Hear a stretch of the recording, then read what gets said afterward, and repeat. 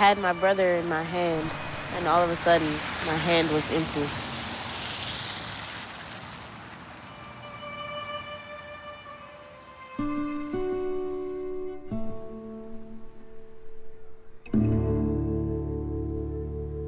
Xavier is now 8. We call him X. He is to us the mighty X-Man, yes. X, as a little person, from the time that he hit the floor in the morning until you had to forcefully to almost tie him down at night, he was running back and forth, extremely energetic. He could call football plays. He loved the Green Bay Packers. I could turn the game on and sit him in front of it and do house chores. You know, most people sit their babies in front of Sesame Street. I could sit X in front of a game. He would have been an excellent athlete. I was always looking forward to being in the stand screaming X, X, X, X, X. That was Mom's dream, to be screaming from a football stand.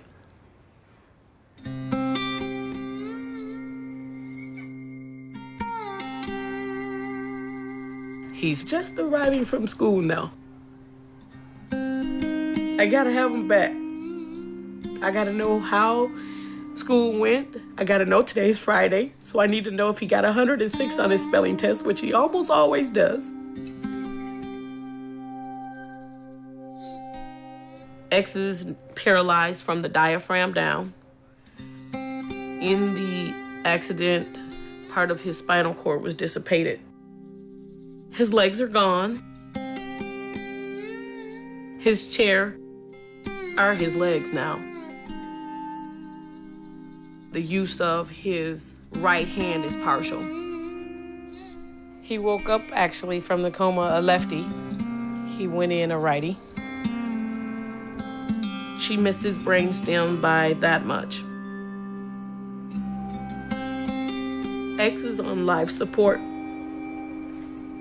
The ventilator has to breathe for my son.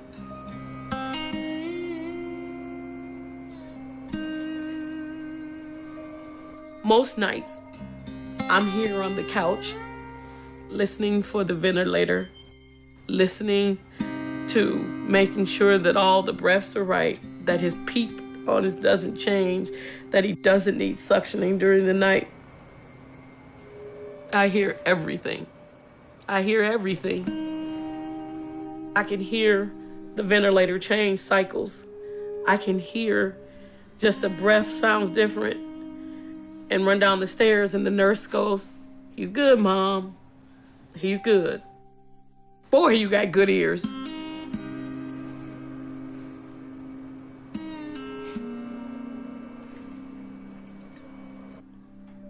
There are times when the pain is so bad, I can't breathe. I want to say the worst thing that I can't say to X, which I used to be able to say all the time, go in the yard and play. I can't say that anymore.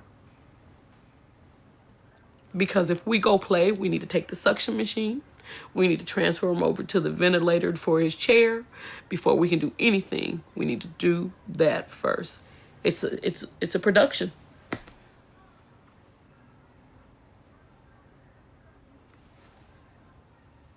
I can't say go play.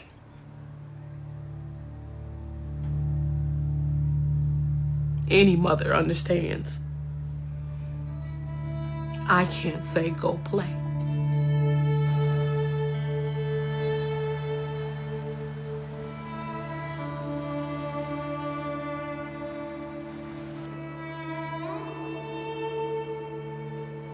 He comes to life when she comes in the room.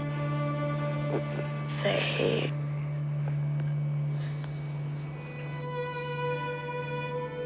X doesn't remember as well as both Ari and I do, but Ari was walking across the street with Xavier on that October day.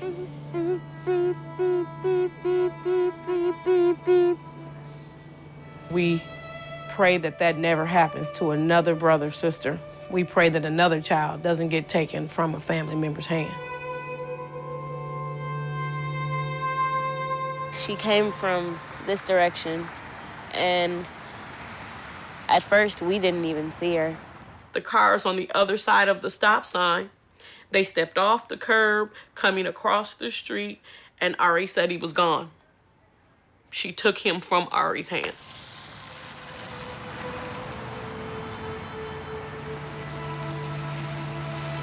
She was not only speeding in the school zone, but she had also run the stop sign because she was texting. The lady who hit X was texting. Her head was in her lap. She never even saw X in front of her. She actually came straight through the stop sign. There were no brake marks, no skid marks at all. She never stopped at a four-way stop sign. She never stopped. You know, I'm told that the text was, "I'm on my way." Did she make it? Did she get to where she was going on time? That would be my question for her.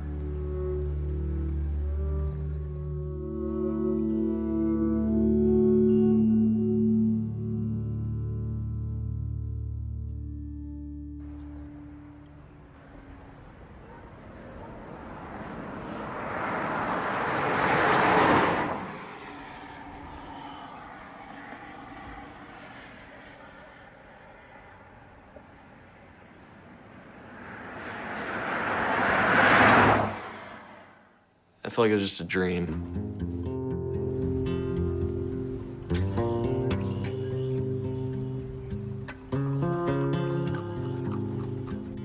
And for weeks it did. It felt like I'd wake up and I'd just think, did I dream that accident?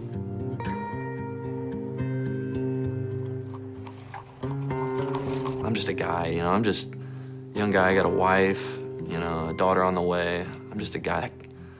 This couldn't happen to me. That can't be real. You know, I had to have just dreamed that.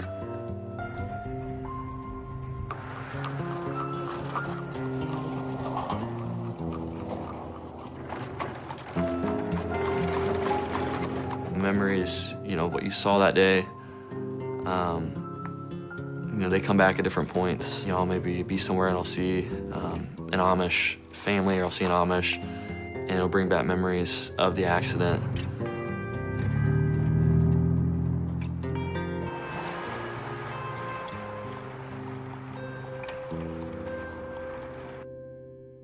This was the last text message I sent before I caused an accident that killed 3 people.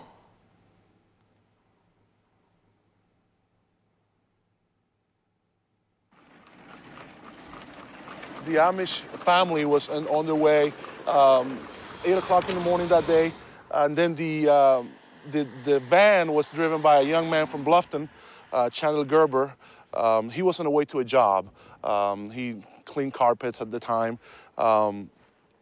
And he was traveling about the speed limit we determined. He wasn't speeding or anything like that, just traveling along. And he overtook the Amish right there, right just where about my car is, and basically hit the Amish buggy from behind and just ended up all the way from the point where my car is here.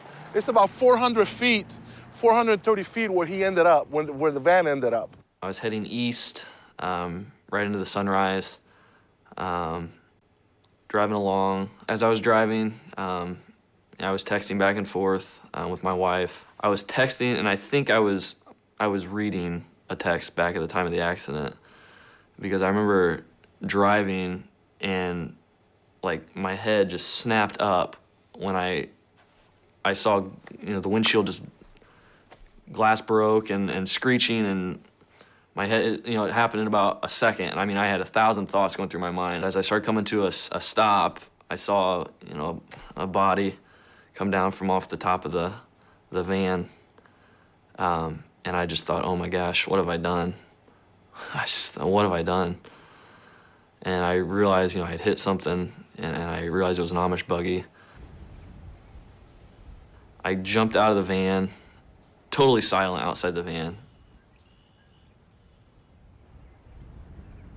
At that second in time, there was nobody else coming or going. I walked around back, and I looked, in the ditch, and there was bodies just laying there. I mean, it was just silent. It was just quiet. The only sound I heard, the only thing I saw moving was the horse. It was severely wounded. It was just kind of moving around on the ground a little bit. I remember the mother was laying, I believe it was face down on her hands and knees, like she had been sitting on a chair. And it just, like, the force just hit her, and she just didn't have time to move. You know, she was just sitting in that same position on the ground. And I just remember staring, and nobody else was around, just me and the family that was laying in the ditch, and the horse, and just silence. You had all kinds of chaos here. This is the van that was driven by Chandler Gerber. As you can see, the front of the vehicle is just totally smashed here. He was devastated. He was crying. He was just almost in a panic mode. I knew that I had been texting and driving. I knew that I had been, around that time, you know, involved with reading my phone or texting or what have you. I was hysterical. I think I was probably in shock. I was sitting in a van in the passenger seat, taking in, as far as I could see straight ahead, just lights and sirens and people. And I saw a hearse drive by.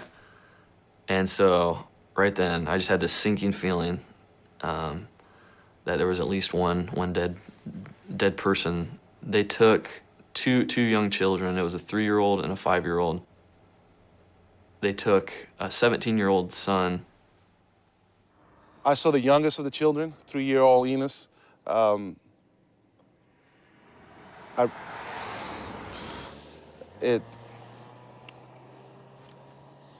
He was laying face down in the ditch, right here, just to our side, right behind, right in front of me here, actually. He looked like he was asleep until we rolled him over, and we saw the injuries to his face, injuries to his legs, looked like they were both broken. It was very devastating.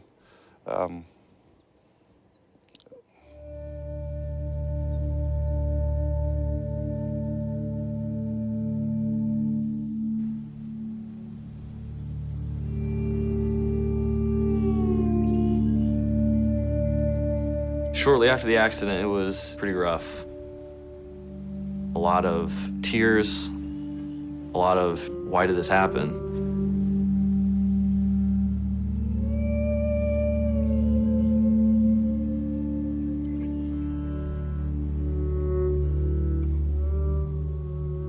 This note was from Martin Schwartz, the father of the children that had passed away from my accident.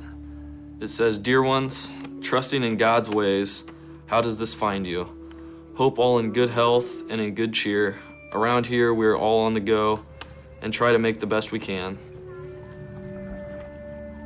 I always wonder if we take enough time with our children. Wishing you the best with your little one in the unknown future. I think of you often. Keep looking up. God is always there. Sincerely, Martin and Mary Schwartz."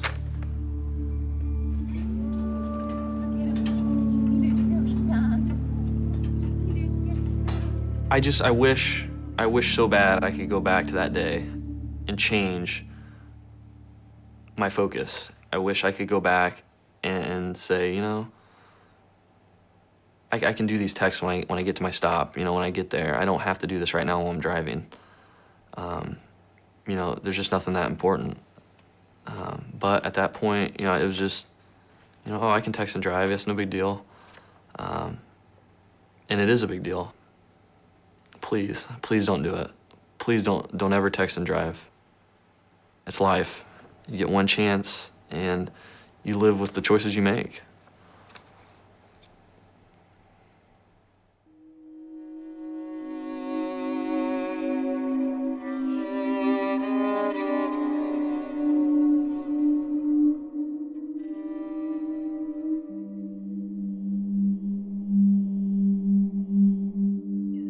She has no life, really. Her balance is off. Her arms don't work very well. She likes to watch the boats going up and down the river, and She's got double vision. She can't see very well. It's very hard for her. She cannot leave this yard. We put up a fence in her backyard so she wouldn't roll down the bank into the river.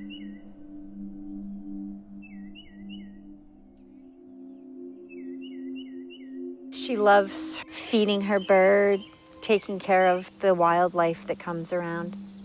She had her life planned. She was always planning everything. Now she can't plan anything because she can't remember anything. Debbie was very active, outgoing. She worked 60+ hours a week. She held a very good position, traveling all over the world, going to Istanbul, Turkey, traveling to France, and loving working for her job, and they loved Debbie very, very much. Now she is dependent on everybody, myself, my brother, friends. She cannot go into the front of the yard by herself because her vision.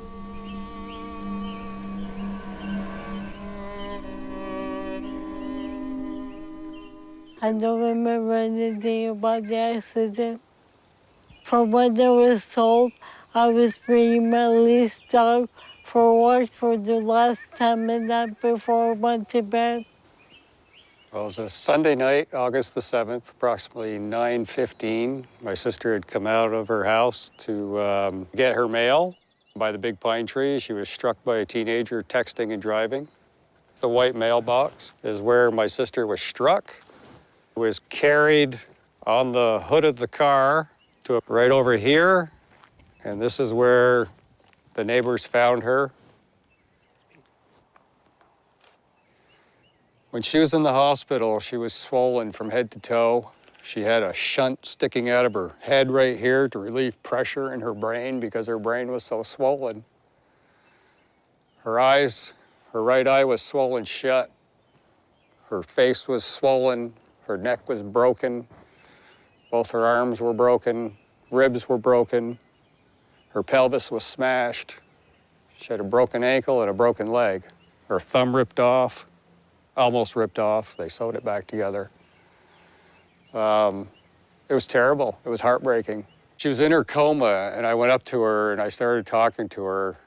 And I had her hand, and she squeezed my hand. She knew I was there. And I told her, I said, Debbie, I know you're in there.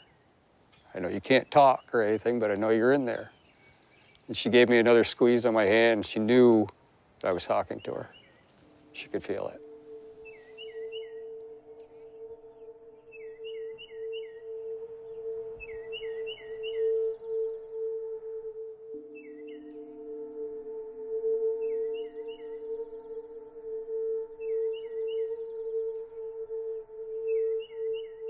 Her sentence was 30 days in jail. She's got 5 months of house arrest, 500 hours of community service, and that's about it. My sister doesn't want anything to do with her. She's too angry right now. And I don't think that anger is going to go away anytime soon. Charlie is the big chocolate lab right here. He was 11 years old when he was killed.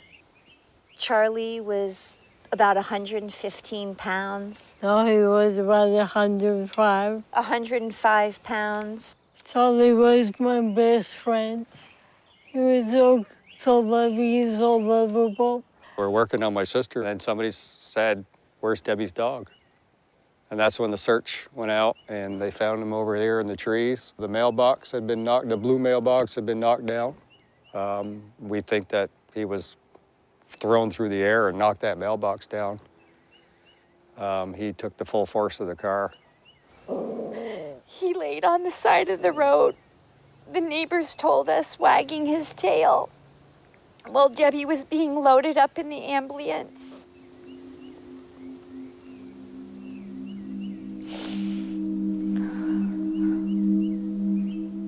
It's just not right. My sister's life has been changed forever. She went from being active to inactive in a stroke of a second, and it's over.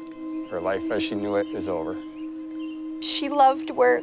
She helped me with my children. She was always there for me. It's heartbreaking every day to see my sister like this when you knew how she was before.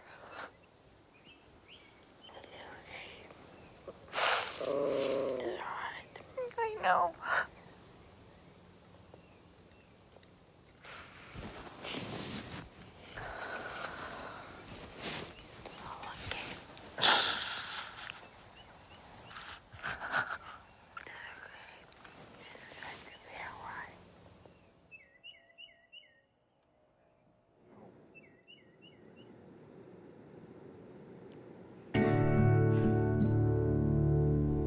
I'm very fond of telescopes.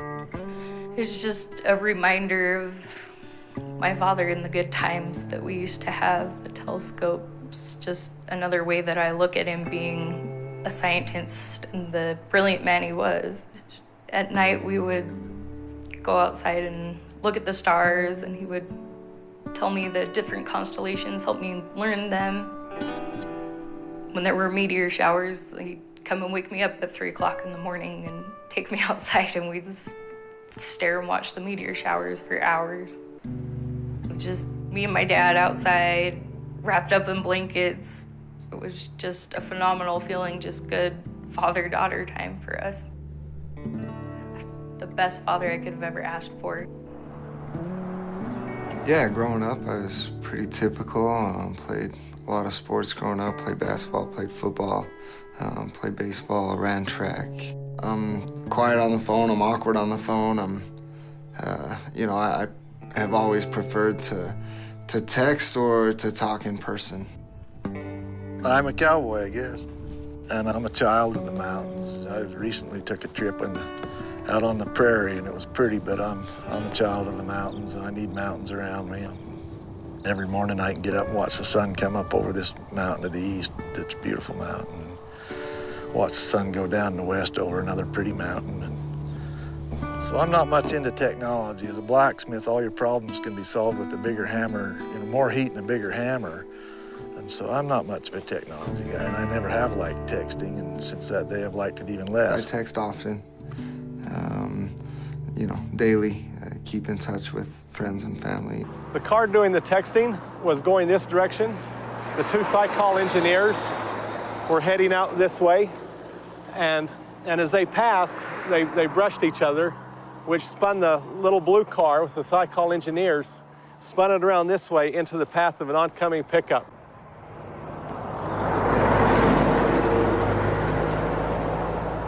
There's about a 15 or 16 mile stretch of Highway 30 going to Logan, and from the time we started on that stretch of road headed towards Logan, the driver ahead of me was distracted. I did notice that. He crossed over the center line multiple times. It was early in the morning. It was still fairly dark outside, and it was raining pretty bad. And on my way to work, I'm texting and reading messages, and I go across the center line and I hit another car. I don't remember what I was texting. I don't remember what the message said. That's how important it was. And I saw him cross over the center line, and at that moment, things kind of go into slow motion, and you could just see that, and I thought, man, this is gonna be bad. I remember the sound of the cars hitting, glass breaking, brakes and tires squealing. He just sideswiped it and sent it into a skid, and I had the definite recollection of thinking to myself that, I knew right then that I was going to collide with that car, and I just thought, oh, this is going to be bad. I knew right then and there, and the question in my mind was, how bad was it going to be? And my truck hit the passenger's side of the car and basically scooped the car up and carried it off into the ditch with us as we were, I had braked and was trying to get stopped and avoid it, and obviously I couldn't. My pickup went halfway through that car. I got out of my car, I ran back towards the accident, and there was a man on the phone. I heard him say that there were two men in the car that weren't breathing. The two people that were killed were inside the blue car. This other one shows what the car looked like after the accident.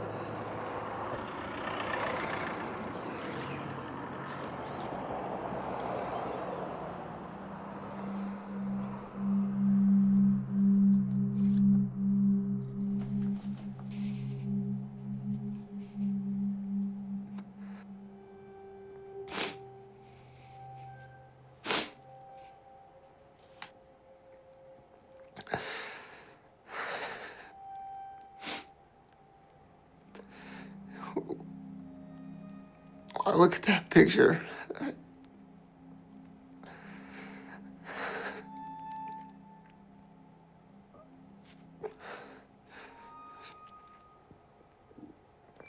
All I can think about is those families, those two men. And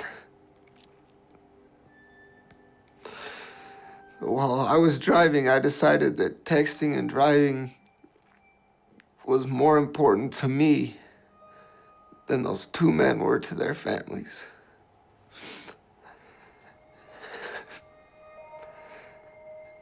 And how selfish that was of me to make that decision to text and drive.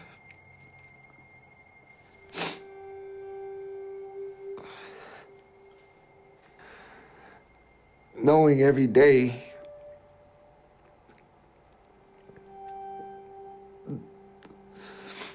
that you killed two people is one of the hardest things that you could live with. I have night terrors all the time about my dad's car accident that come in waves of, it can be just me standing on the side of the freeway where it happened, just watching the accident happen and not being able to move. I can't go try and stop the accident from happening. I can't go see if my father's okay. I can't save my father. I'm just standing on the side of the road. I can't do anything. Two, I've been Reggie. This is the one texting while driving that hits the car. Just being the one that causes the accident. And two, I've been the driver of the truck that T-boned my dad. Just sitting in the seat, just killing my own father. Ended up with some herniated discs in my back, and my knees took a pretty big beating in the dash, and you know how much of the damage to them was from the accident, I don't know, but horseshoeing's a very physical occupation. It's hard on your back anyway, and to suddenly end up with some herniated discs, you know, your life as a horseshoer is over.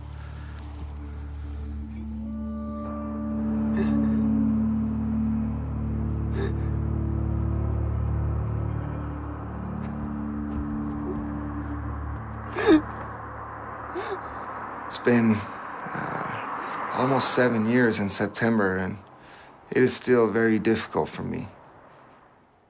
That accident was preventable.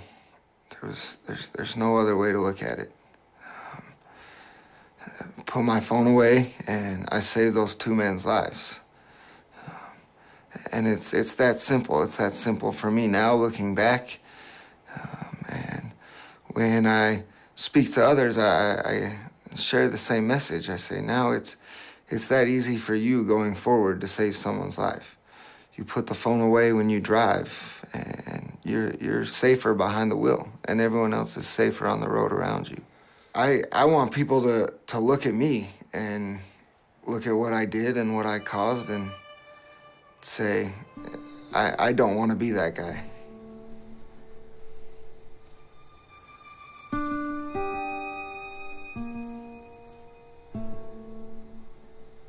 First time I saw Reggie in court, my feelings was just sheer hatred.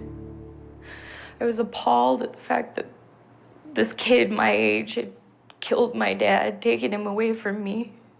On my sentencing date, and the families had the chance to get up and address me and speak to me. And all I could do was just look at him and hate him and wish how much he would die, or that it was him that was dead instead of my dad. Megan got up and she talked about her wedding. And she had just gotten married, and she talks about how her father wasn't there to walk her down the aisle. And she looked at me and she said, because you took that from me. And she was absolutely right.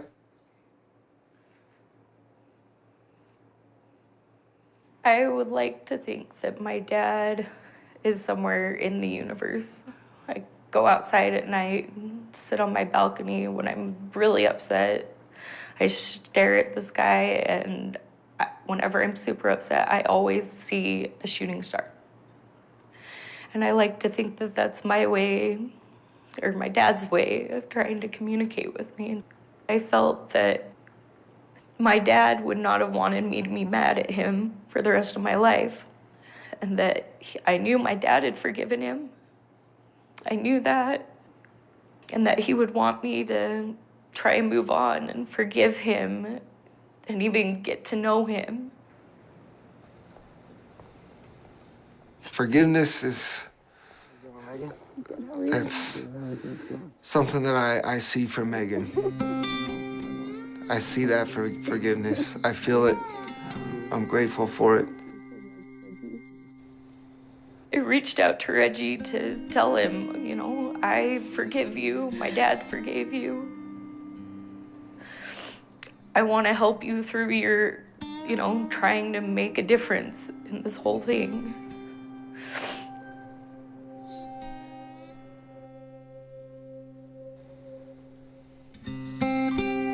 I was once told that to be a good member of society, you have to give back more than you take. I can never give back those two men's lives, ever.